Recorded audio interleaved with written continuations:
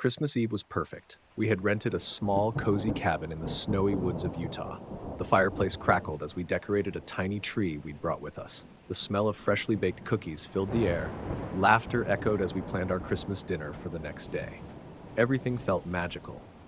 But magic has a way of turning dark when you least expect it. It started around 8 p.m.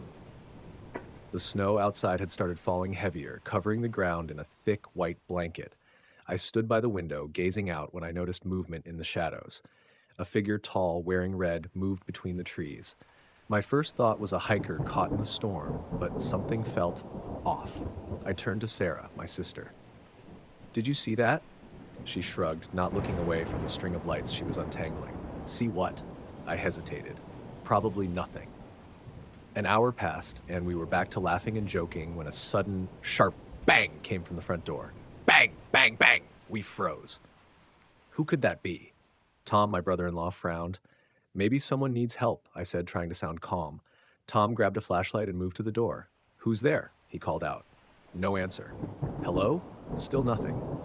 Then, from the window by the living room, bang, bang, bang! A shadow loomed against the curtains. I turned slowly, my breath caught in my throat. Standing there, illuminated by the dim glow from our Christmas lights, was a man in a Santa suit. His hat sat crooked on his head. His white beard was stained with something dark. Red, maybe? And his face, oh God, his face. He grinned, wide and unnatural, like it hurt to hold such an expression. His eyes locked onto mine through the glass, and I felt something cold slither down my spine. "Who is that?" Sarah's voice shook. The man didn't knock this time. He slammed his fist against the window, cracking it slightly. His grin widened, and then he said, his voice muffled through the glass, "Ho! Ho!" Tom grabbed a poker from the fireplace. "Stay back!" he yelled. Santa didn't stay back. He darted to another window, then another, pounding on each one. "Merry Christmas!" he shouted, laughing like he told a terrible joke only he understood. "We need to call for help," Sarah said, fumbling for her phone. "There's no signal," I reminded her. We were too deep in the woods. Tom locked all the doors and windows, but we knew it wouldn't stop him. Santa's pounding grew more erratic, more violent. He ran around the cabin, throwing his weight against the walls. At one point, we thought he might try to come down the chimney. Suddenly, everything went quiet. No pounding, no shouting. Only the sound of the wind howling outside. We waited, hearts racing, breaths shallow. "I think he's gone," Sarah whispered, clutching my arm. But then came a low scraping sound. Metal against wood. My blood ran cold. "He's trying to break in," Tom said, voice tight. From the corner of my eye, I saw the doorknob twitch. Then, in a voice that didn't sound quite human, the man whispered, "Let me in." We didn't move, didn't breathe. The cabin fell silent once more. The door held. Morning came slowly, the pale light of dawn creeping through the curtains. When we finally mustered the courage to look outside, the snow was trampled around the cabin, crisscrossed with the man's footprints. We packed up and left that morning, leaving the tree, the lights, and the dinner we'd planned. Days later, I read about a man arrested not far from the cabin. He wore a dirty Santa suit and was carrying a bloody axe. They said he was wanted for several murders. I'll never forget the way he grinned at us through the window that night. And I'll never spend Christmas in a cabin again.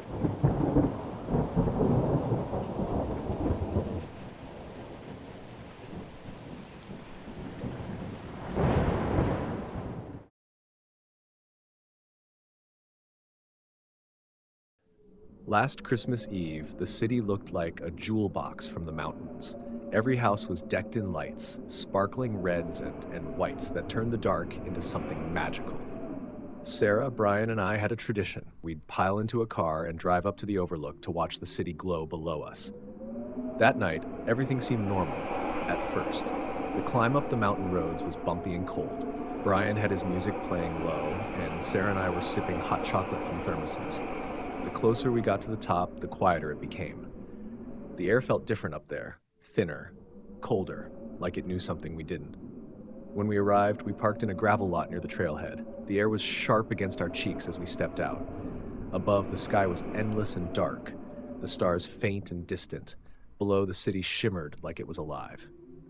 "This is perfect," Sarah said, smiling as she zipped her coat. We were walking toward the trail that led to a better viewpoint when we heard it, the noise. It was soft at first, like the crunch of rocks shifting under weight. "Did you hear that?" I asked, stopping mid-step. Brian rolled his eyes. "Relax, it's probably some other hikers." But the trail was empty. No other cars, no other voices. Just us and the biting wind. Then it came again, louder. A scraping sound like claws dragging over stone. This time, Sarah grabbed my arm.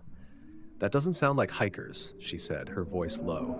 The three of us froze, ears straining. From deeper in the trail, we heard something. A growl. Low, guttural, and wet, like it came from a throat not meant to make human sounds. "What was that?" Brian whispered. I pointed ahead, and that's when we saw it. A shape crouched low among the shadows of the rocks. "Is that a dog?" Sarah said. But even she didn't believe it. The thing moved. It was fast, unnatural, almost spider-like in its crawl. Its limbs were too long, its body too thin. And then its head turned toward us, catching the faint glow of the city's light far below. The eyes. Oh God, the eyes. They weren't eyes at all, but two gleaming pits of darkness, like holes swallowing the night. "Get back in the car," I hissed, pushing Sarah toward the lot. The creature let out a sound I'll never forget, a mix of a shriek and a roar that echoed off the rocks. We ran, stumbling over the loose gravel. Sarah screamed as the thing darted after us, moving on all fours like some nightmare from the depths. Brian fumbled with the car keys, his hands shaking as we reached the car. The creature was just behind us, its ragged breathing getting closer. "Hurry!" Sarah cried, her voice breaking. The locks clicked and we threw ourselves inside, slamming the doors shut. For a second, everything was silent. We sat there, panting, staring at each other. Then came the scraping again, this time on the car. The creature was outside, circling, its claws dragging across the windows. In the faint glow of the headlights, I caught a glimpse of its face, if you could call it that.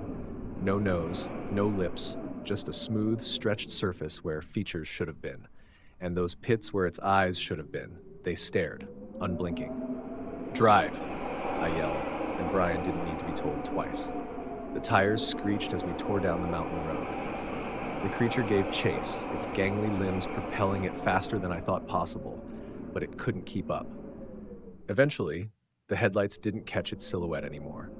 We didn't stop until we were back in the city, where the bright lights felt like a shield against the darkness. Brian killed the engine in silence. None of us spoke for a long time. "I don't think that was an animal," Sarah finally said, her voice trembling. We didn't argue. Whatever it was, it stayed up there in the mountains. But every Christmas Eve, when I see the city lights, I think of those pits where its eyes should have been. And I wonder if it's still lurking, waiting for someone else to hear its growl.